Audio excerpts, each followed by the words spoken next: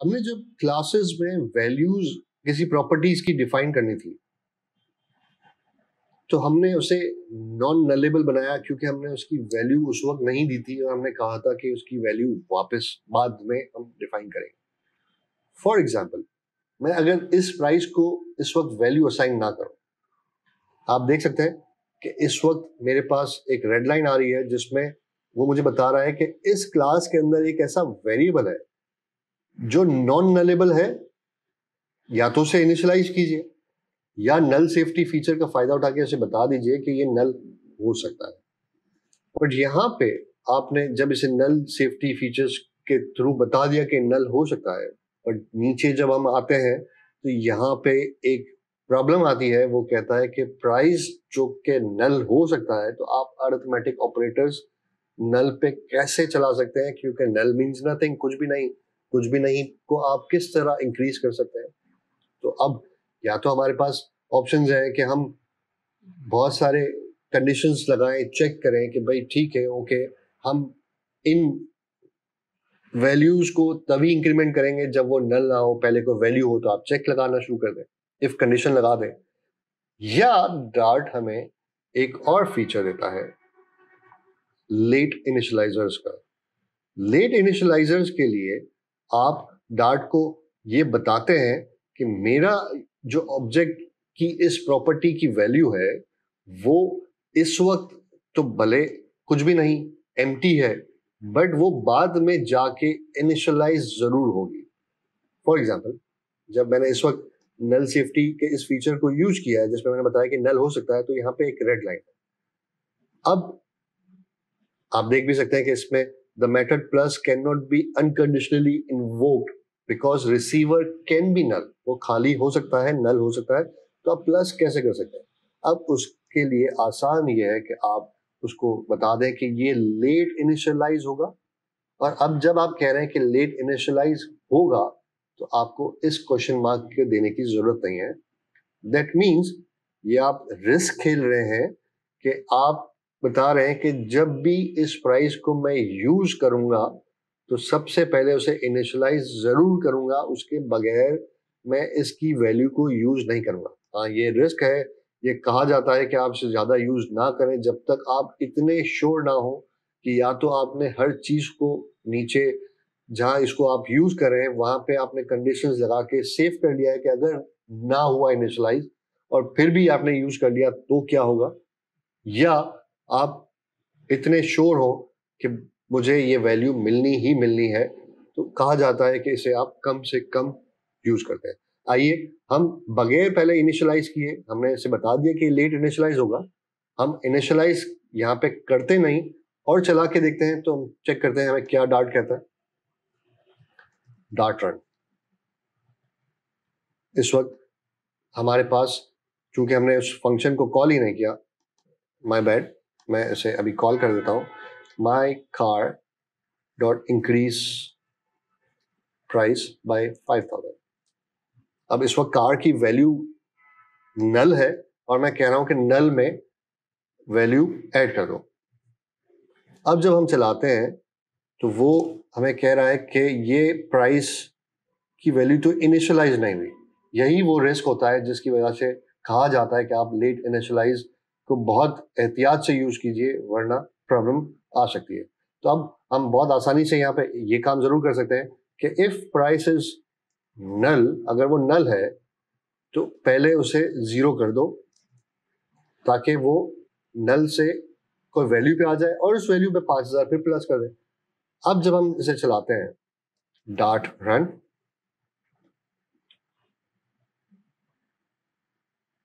अब भी वो कहता है कि यार प्राइस इनिशियलाइज नहीं। ओके, दिस डॉट करके ट्राई कर लेते हैं, यहां भी हम दिस डॉट करके ट्राई कर लेते हैं।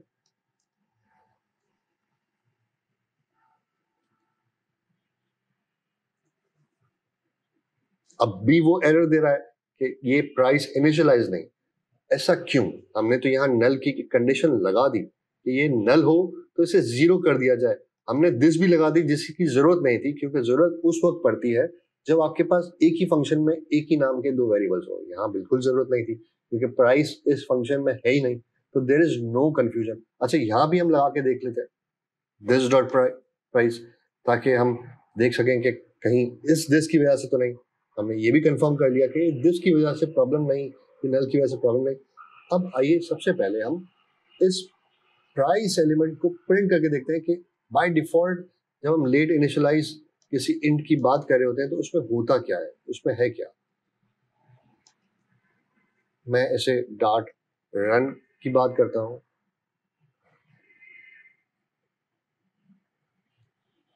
तो वो उसे यूज ही नहीं करने दे रहा।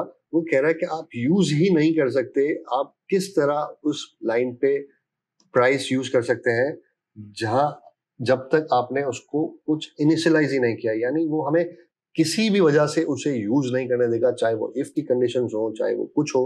आप अगर इस लाइन को उड़ाने के बाद भी आप देख सकते हैं यहाँ पे लाइन नंबर भी वो देता है। पहले मैंने 19 पे प्रिंट लिखा था, अब मैं दोबारा इसे जब चलाता हूं वो कह रहा है 19 के 14 जगह पे यहाँ पे आपने प्राइस को यूज कर दिया है, उसको रेफर किया है, पर उसमें तो कोई वैल्यू नहीं। आप किस तरह उसे यूज करते हैं, किस तरह यूज कर सकते हैं। इससे ही पता चला कि लेट इनिशियलाइजर रिस्की है, उसको आप इस तरह यूज नहीं कर सकते। हाँ, अगर आपको इसे यूज करना है तो आप सिंपली यहाँ पे आके बता सकते हैं दिस डॉट प्राइस, या आप सिंपल यहाँ पे प्राइस भी लिखें। तो चूंकि प्राइस इस फंक्शन में कहीं और मौजूद नहीं, आप कह सकते हैं कि ये एक जीरो वैल्यू होगी। जब इंस्टेंस बनेगा तो डिफॉल्ट वैल्यू जीरो हो। अब जब मैं इसे चलाऊंगा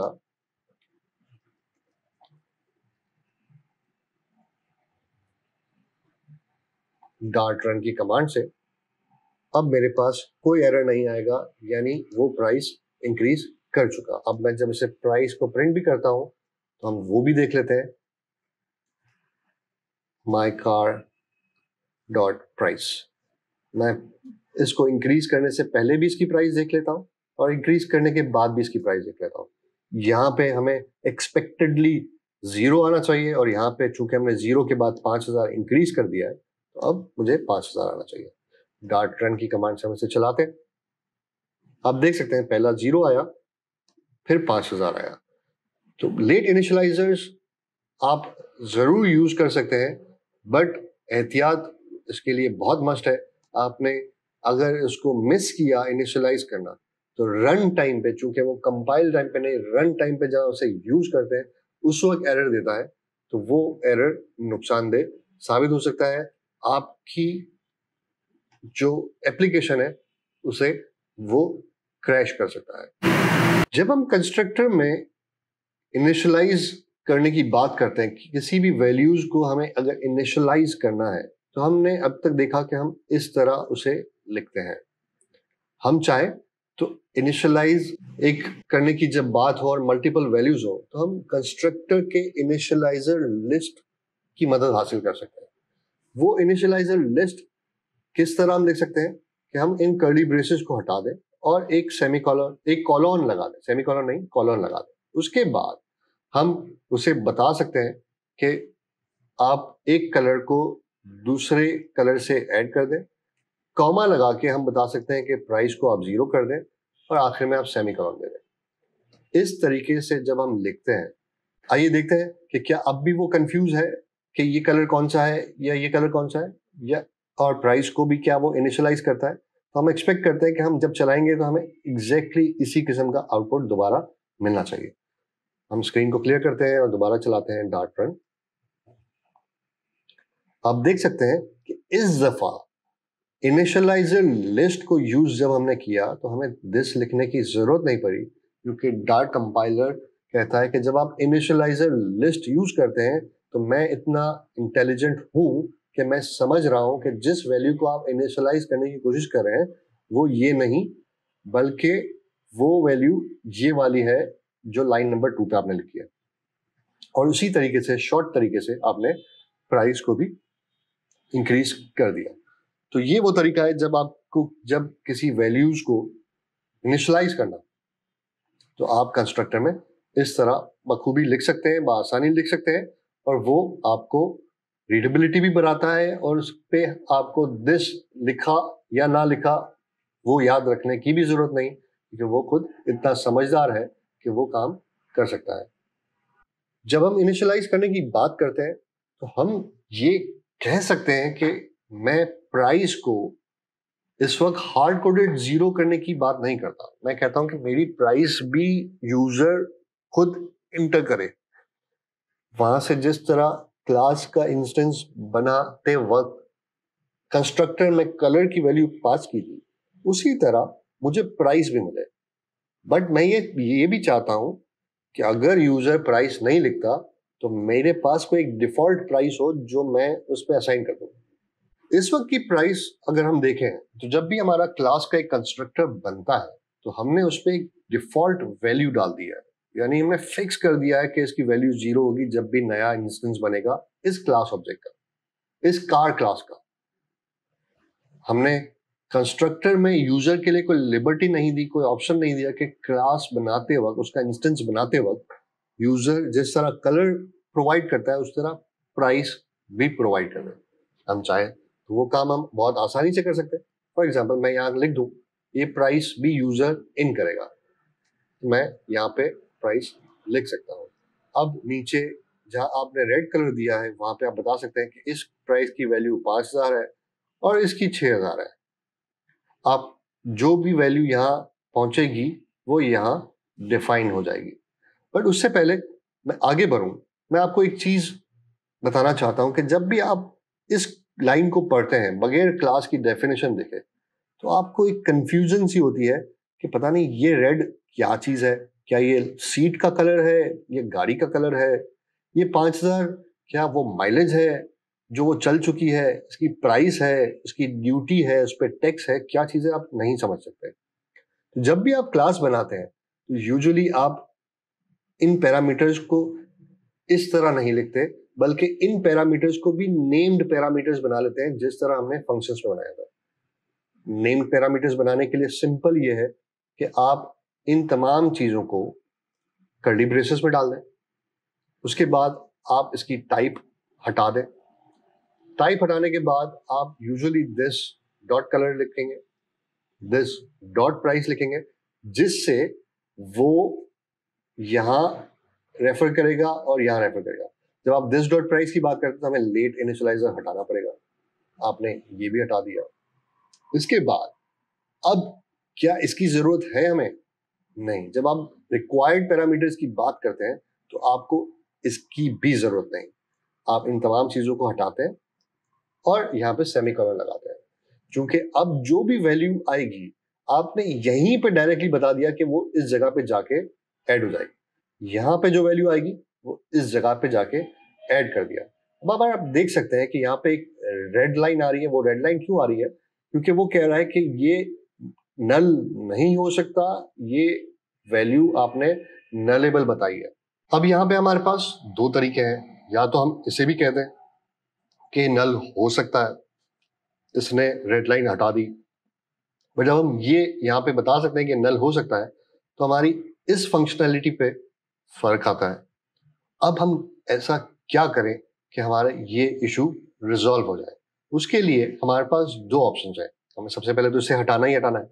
उसके बाद आप ये कह सकते हैं कि ये रिक्वायर्ड प्रॉपर्टी है, ये आनी ही आनी है। जब क्लास का इंस्टेंस बनेगा तो यूजर बगैर इसे लिखे पास किए क्लास का इंस्टेंस नहीं बना सकता।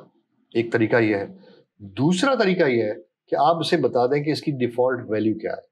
आप इस तरह इसे जब भी इनिशियलाइज करेंगे, अब ये ऑप्शनल हो गया, यानी यूजर अगर पास करेगा तो जो यूजर ने वैल्यू पास की होगी वो इनिशियलाइज हो जाएगी, या अगर यूजर ने पास नहीं की वैल्यू तो अब उसमें 0 वैल्यू चली जाएगी। और आप देख सकते हैं कि नीचे यहाँ पे रेड लाइन हट चुकी। इसी तरह आप कलर्स में चाहते हैं कि कलर भी आना जरूरी है तो आप यहाँ से नल हटाएंगे और या तो आप डिफॉल्ट वैल्यू दे दें या आप रिक्वायर्ड स्टेटमेंट लिख के रिक्वायर्ड लिख देंगे। जिन भी वेरिएबल्स को आप चाहते हैं कि वो रिक्वायर्ड है, यूजर ने डालना ही डालना है, आप उनके आगे रिक्वायर्ड लिख लेंगे। और जिन वैल्यूज में आप चाहते हैं कि रिक्वायर्ड नहीं है बट अगर 0 हुई तो हम 0 दे देंगे। अब यहां तक क्लास की डेफिनेशन में तो कोई एरर हमें इस वक्त नजर नहीं आ रहा, बट डिक्लेरेशन करते वक्त, इनिशियलाइज करते वक्त, सॉरी, आपको यहाँ रेड लाइंस आना शुरू हो गई है, क्योंकि ये इनिशियलाइजेशन क्लास के इंस्टेंस की पुराने तरीके से है, नेम्ड वेरिएबल तरीके से नहीं। अब नेम्ड वेरिएबल तरीके से हमें करना हो, फॉर एग्जांपल जब मैं इसको हटा देता हूँ और मैं इसकी लिस्ट देखता हूँ तो मेरे पास ये दो वैल्यूज हैं। मैंने कंट्रोल और शिफ्ट, विंडोज पे हूँ तो कंट्रोल और शिफ्ट, कंट्रोल और स्पेस दबाया, आप कमांड और स्पेस दबाएंगे तो भी ये चीज आपके पास आ जाएगी। बस सूरत ये कि आपका कर्सर बिल्कुल बीच में यहाँ पे हो। अब मुझे कलर देना होगा रेड, और प्राइस मेरी मर्जी है, मैं दूं या ना दूं। इस दफा नहीं देता, यहां पे मैं कलर और यहां पे मैं प्राइस लिख देता हूं। पहली कार को मैंने कोई प्राइस नहीं दी तो टेक्निकली उसकी प्राइस 0 होनी चाहिए। दूसरी कार पे मैंने 6000 प्राइस दे दी।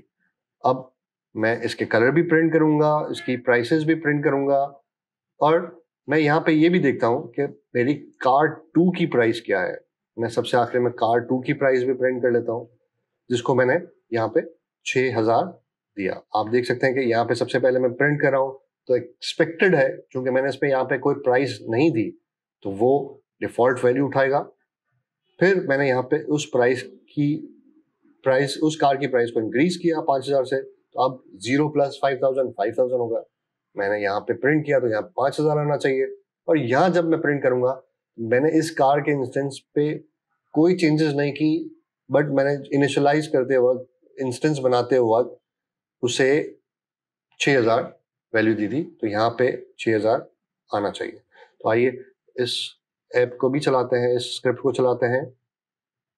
आप देख सकते हैं कि the car colour is red and black. जो ये दो लाइंस हैं 25 और 26 नंबर पे वो हुई, और उसके बाद 3 लाइन मजीद 0, 5000 और 6000, और हम इसी चीज को एक्सपेक्ट कर रहे थे कि हमारे पास इसी तरीके से स्क्रीन पे हमें प्रिंट मिलेगा।